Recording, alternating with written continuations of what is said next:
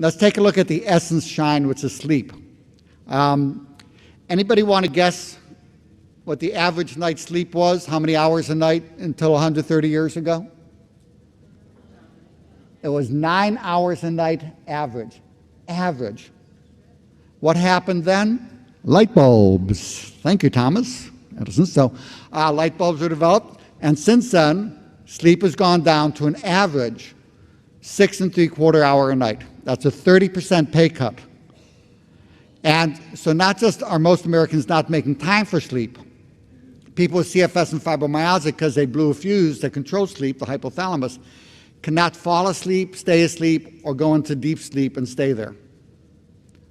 There's natural sleep support. There's so many things. There's a mix of the wild lettuce, Jamaican dogwood, hops, passion flower, theanine. Hops is a wonderful herb for sleep and a muscle relaxant.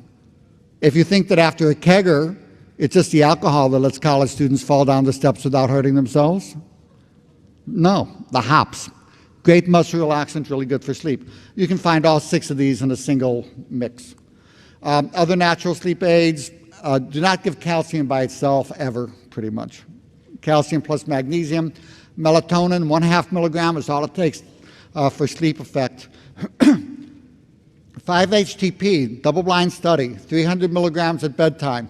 Very helpful versus placebo for fibromyalgia.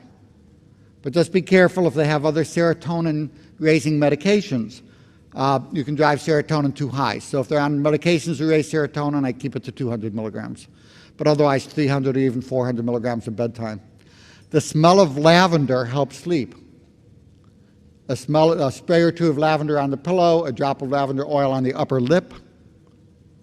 Simple things. And I'm going to give you a high-tech sleep aid. You take 2 cups of Epsom salts, put in a tub of hot water, and soak an hour before bedtime. And while you're at it, get some red wine for your heart benefits, get some chocolate, put some candles on, light them up.